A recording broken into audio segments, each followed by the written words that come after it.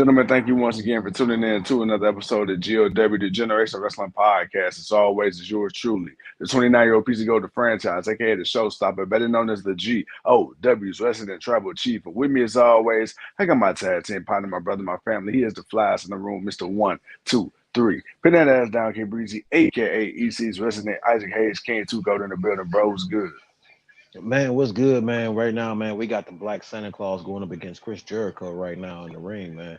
Uh, Yes, sir. I swear Keith Lee look like somebody's great grandpa. I swear to God. I be like, dude, grandpa still got it.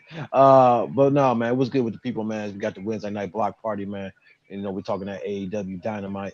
Not a bad way to kick off the show as Jericho got the legs up and put the knees right into the sternum of Keith Lee, but it didn't really seem to phase him too much. As it seemed to hurt more Jericho more than anything.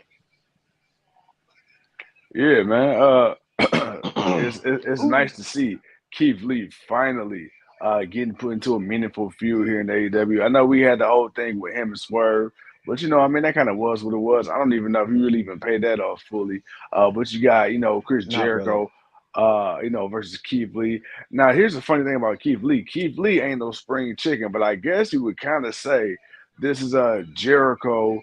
I guess passing sort of the torch, but Keith Lee ain't super young, but he ain't like Chris Jericho either. So I don't really know how you would frame this It's just a situation here. matchup in name, more than anything. You just got Yeah. a matchup of Keith Lee versus Chris Jericho. I didn't see it too much more than that. As Keith Lee, I don't know how he's gonna lift up, man. This man's tired belly got him lifted off the mat right now. Like goddamn, like that's really got to be painful for him. Man, we But got we got Keith just for men Lee. man, but I don't see it being too much more than that, man. Because really, the focus for Jericho is going to be Adam Cole. They're Bang bang. still talking about that, man. So we know we're gonna get that, man. But look, while we got a little bit of time before this ends, yo, man, let's talk about this Darby Allin and Swerve Strickland match that started off the night, man. As these two once again, I think they showed up and showed out and delivered another stellar matchup between these two, man. What did you think? I mean, absolutely. I mean, Darby Allin, Swerve Strickland, bro, good match, really good match. These two they got history. If you remember when Swerve Strickland when he first made his way to AEW, these two they Hmm. had a nice little back and forth for a little bit. So they kind of see them revisit that and to pay that off. It's cool to finally see what the hell going on with Brian Cage. First he was AEW, then he was in ROH. Now I guess he back on AEW, part of the mogul. What is it, the mogul embassy? So yeah, man, no, this is cool. I liked it. And bro, let's see where we go from here because I guess apparently they still got Boudreaux and they got the boy, damn, Trench. So I guess they got their whole little clique now. So let's see how this go, man. We'll see. Yeah, we will, man. As they're announcing that we're gonna get Hobbs and Warlow next week for that TNT Championship, and also we're gonna get Yes, sir. Jamie Hayter and Britt Baker going to get Soho and Tony Storm of the Outcast. So far, two nice little matchups for next week. But no, man, I thought this was a really good match. I mean, a reverse Hurricane Rana to the outside. I mean, Swerve did the stump to Darby Allin on the outside. I mean, they definitely Darby Allin put Strickland's foot in his mouth. I mean, these dudes truly went all out to really try to beat one another, man. But in the end, Darby was able to pull out another victory. But then, of course, this led to MJF coming out, and of course, Yeah. him just kind of having his 1-2 with the other pillars of AEW. This time it was Darby Allin, and of course, they had their back and forth, and then Sting had to come out and let him be known, man. Like I'm not no one's daddy. If anything, I'm a cheerleader. You see all Yeah. this? I'm out here cheering guys on, man, because this is going to be the next guy that's for Showtime. As we just got Swerve Strickland coming out to hit Keith Lee in the head. I was wondering where Swerve. he's going with it. All I just said, we right. got to pay it off. I mean, like I said, I didn't think it was done, but they were, but Swerve said he got other things to do. Darby ain't his main focus right now, so hey, this makes sense. As Keith Lee just took the pin of Chris Jericho due to the help of Strickland. But no, I liked it that what Sting came out and said, and pretty much Sting put over Darby Allin as that new guy to represent Showtime. And when you think of Darby Allin and what he does, and when he come out, you got to think to yourself, man, it's Showtime, because this boy about to come out and do some crazy shit. So Yeah. with that being said, I'm not mad about that whatsoever. Uh, that kind of puts that to bed. But now we got Adam Cole, baby, coming out. Oh, oh. Well, Adam Cole and Keith Lee are definitely got a rivalry amongst each other, but they also got a respect. Hey man, it's cool. NXT Black and Gold. Anyone? Let's go. Man, Let's go. Now, bruh, I will say this. This is the perfect way to tie this in. Have Keith Lee pounce his ass over the rail in AEW. man, hey. And of course, Adam Cole gonna give Jericho that same shoulder look. Yeah, yeah, okay. All right, Okay. okay. Okay. I ain't mad about it. I like this. Hey, bro, this was a really solid, and I'm gonna emphasize solid. AEW tonight, bro. This I was not from top to bottom. It was cool. Yeah, yeah, no, it wasn't bad. There was a couple of good matches in it. A couple of interesting returns. Hmm. As we go up next, like I said, but let's keep it pushing, because right now AEW is getting ready to go off. As Jericho, like I said, he got that once over shoulder from Adam Cole on top of the stage. Obviously, man, now we're gonna get that face to face coming up real soon, which I'm not mad about whatsoever. Uh, and we got a pay per view coming up at the end of May, so we're gonna see what happens. Set up for that. But hey, man, for the rest of the show, man, Hobbs, Hobbs had a win. He had a squash match, but Warlow ended up demolishing his Cutlass and just flipping that bad boy over. I ain't gonna lie. That boy looked it nice. I liked it. The rims. It was nice. Warlow, Yeah. he messed up a nice car. The hood black man in me kind of cringed a little bit having to watch that. But it was what it was. Warlow definitely kind of had that coming. He had that handy ready coming for Hobbs, especially for what he did to his car and stealing his title from him before he took it from him. Uh, but then we all got a promo from Jay White, Juice Robinson, basically letting Ricky Starks and the rest of AEW know things are about to change, man. The Bullet Club Gold is about to come in here and do what they do best. Excuse me. Then we got a AEW International Championship match. Boy, my God, Buddy Murphy, Orange Cassidy. We knew it was going to be something. Buddy Murphy wasn't going to take it easy on Orange Cassidy. Cassidy was going to have to pull something out of his bag besides the title to try to really get this one over. What did you think of the match, man? Bruh, I thought this match was good. Again, Orange Cassidy, like I said, when it comes to title defenses all across the board, no matter who, what division, men, women, solo, singles, trios, tag, whatever, Orange Cassidy, he has been the most consistently entertaining, the most consistently successful when it comes to his defenses. The fact this man's what Yeah, got damn near 20 title defenses already. almost. And Yeah, I think about 19 or 18. Yeah, he's almost there. and all of his matches, all of them, and when I say all of them, I do say with A asterisks. pinch of There salt. may Right. be two or three sprinkled in there. We're like, whatever. But overall, bro, his title reign has been nice. Like, I'm not gonna lie. I'm enjoying this Orange Cassidy, what is it? All Atlantic International Championship, whatever it is today. Right. I'm enjoying this run for him. And bro, I think, to me, I understand you got other plans in motion right now, but with Right. this kind of title reign he's put on with this belt, I'm thinking I'm starting to see him being able to pave the way for a legitimate run whenever they do decide to put the AEW world. If they choose to go that route, I think he's more than proven himself to be a valid champ. No, I think he can be a valid champion too. He's definitely had.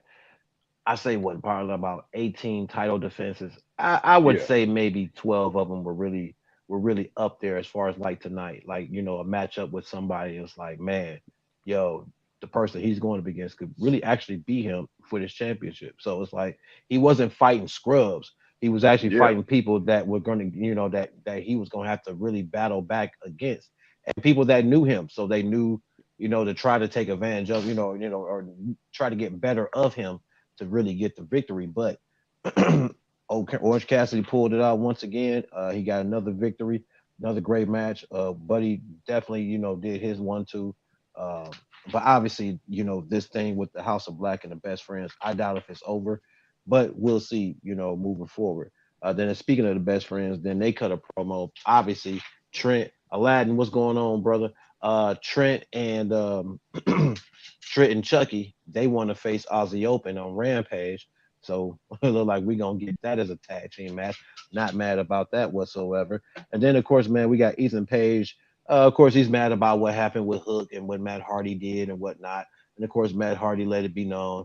Of course, he had something tweaked into the contract that if Hook won, they wouldn't have to listen to Stokely and Page no more. Then they'll have a match, and if they win, they'll be free from them, whatever. But then of course, man, Morrison come out, and then of course Lee Moriarty come out. They jump him. Hey, I ain't gonna lie. Isaiah Cassidy took one hell of a spot right before yeah, he got thrown in the ring. He got thrown into the side of the apron and ring. It looked like he got yeah. messed up for real. I ain't gonna lie. But then of course, man, we got the return of Jeff Hardy, man. Well, after Hook came out first to help out, but then we got Jeff Hardy. Jeff Hardy made his return. He looked pretty good. Still looked like he's old, like he needs to retire soon. But I don't know. We'll see what happens with that. I Right, don't right. know. I don't know if I care for the Hardy Boys trying to go for one more run, but we'll see what comes of it. Moving forward. Any thoughts before I move on, man? I mean, it was good to see Jeff back. I seen a video of Jeff a couple days ago, and he clearly again put that just for man number 10 up in there. He got rid of Of them course. grays, unless that thing was Photoshop. But no, seriously, Jeff, he looked good. He looks sober. And you know what? I can't lie to you, bro. Do I feel like it's about to be that time? Absolutely. Like Sting says, Showtime's almost over. But, but Yeah. Yeah. a year ago, I thought Jeff Hardy was done. AEW wrestling in general, I thought he Done. was completely done. So Yeah. okay, like they say never in wrestling. He came back. He received a massive pop from the crowd. Tonight was cool. I get that. Hey, I love it. The kid in me loved it. Let's see a month or two Yeah. or three from now if the crowd's still feeling it, and then let's see where we go. No, I agree. I agree. Definitely have to wait and see what comes of that. I don't know if there's anything really in place for him right now, but obviously, what was really set up for them was a matchup between them and the Elite for the Yeah. AEW championships, and that was supposed to see the Hardy Boys win AEW Gold and Mm, kind of mm, ride off into the mm. sunset with that. And that was like, and that Yeah. would have been perfect. Like that would have just been perfect, man, because that would have been, the who have become the next Hardy Boys. It's been the Young Bucks. They have Yeah. taken what the Hardy Boys, what they did and what helped them, and they made it into a whole new thing. And Hmm. they become the pillars of that. And of course, now that they're doing what they're doing in AEW, and then the Hardy Boys finally able to come over, you can have that matchup. That the hardcore fans, the end of the indie fans, and the people that really know the backstory.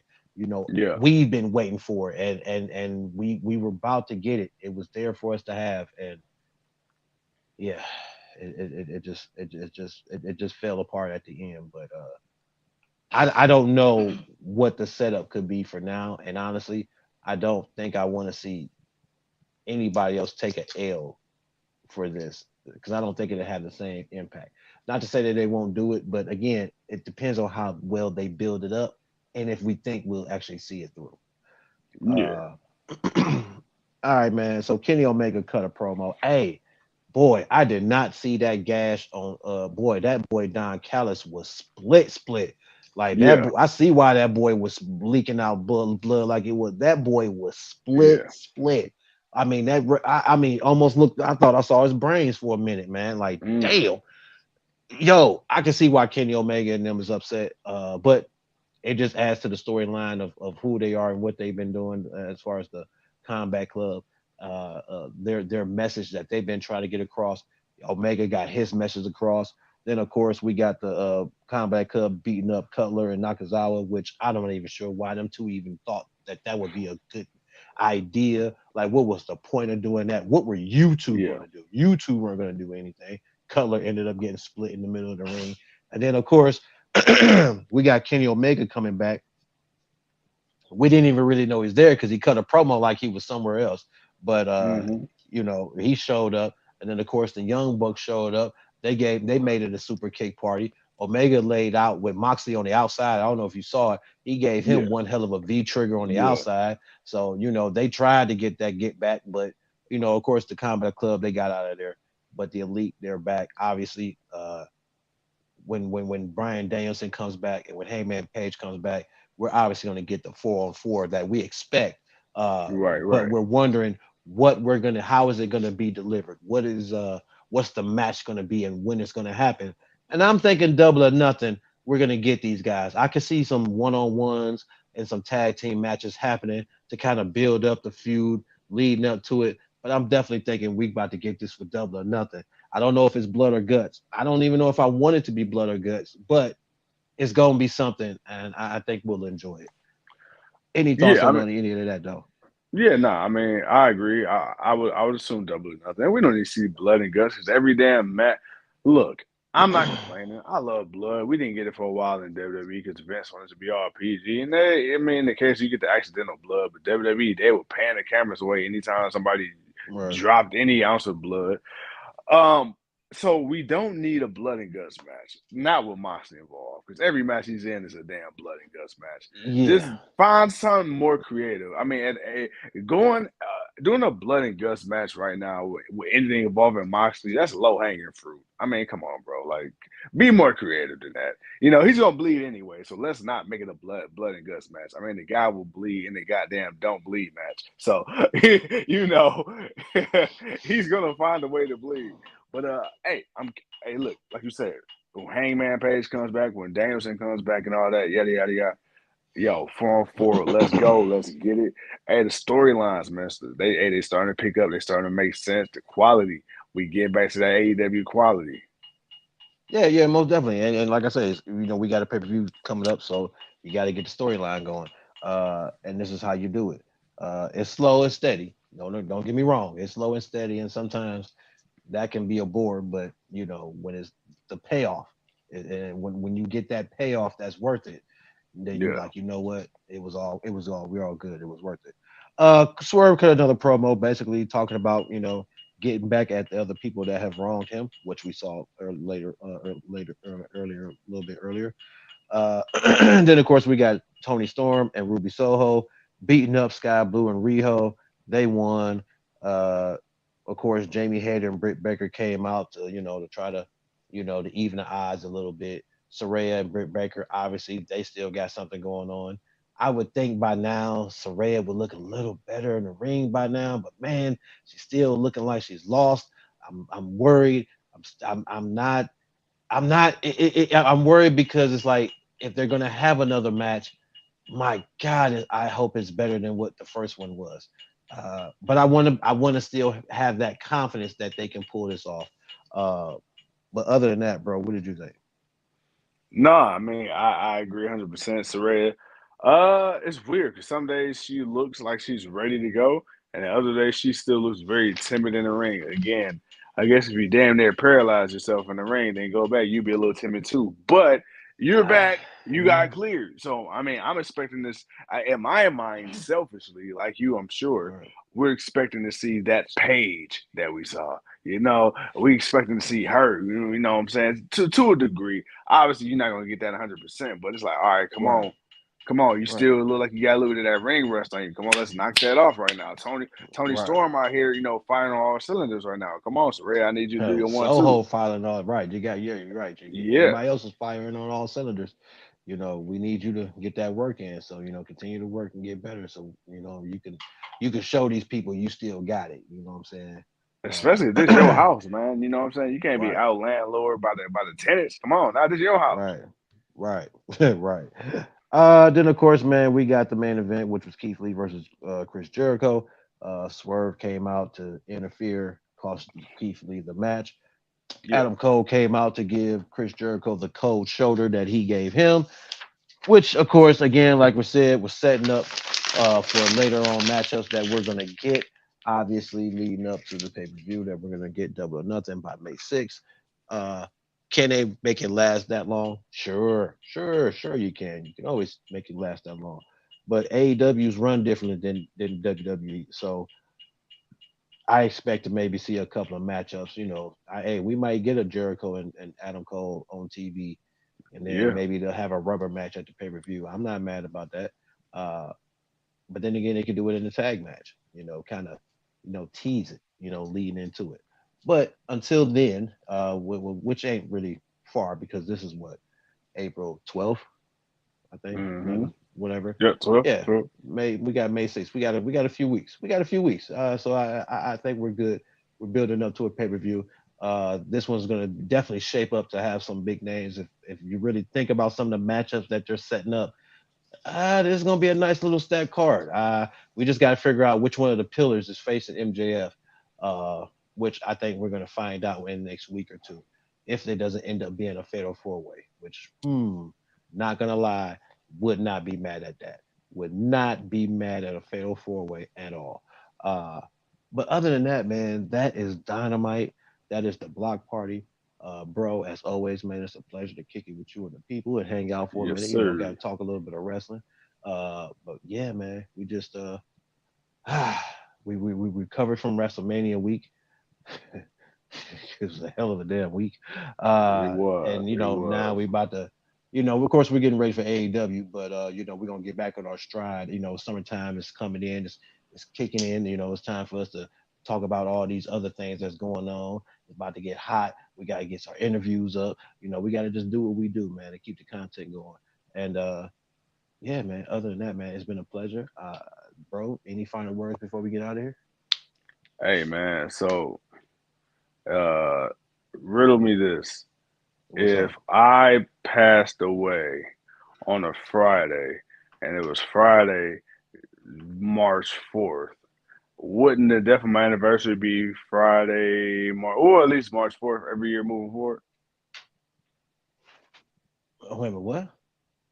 If I Say that die on again. March 4th, if I die on March Uh huh. 4th, hypothetically, Right. just any March 4th, wouldn't the anniversary of my death be March 4th every year moving forward? Yeah, because you died on March 4th. Exactly. Christians, y'all lie to us about Easter because 1 month Easter is in March, 1 month Easter is April. Ladies and gentlemen, thank you once again for Oh, tuning in to another episode of the Generation Wrestling Podcast. As always, you are truly the 29-year-old piece of gold, aka the truth seeker and finder. And with me, as always, my tag team partner, he's EC's Resident Isaac Hayes, King Tuco. And until then, don't let them establishments lie to you. We're going to tell you the truth. Real talk for real fans. Peace.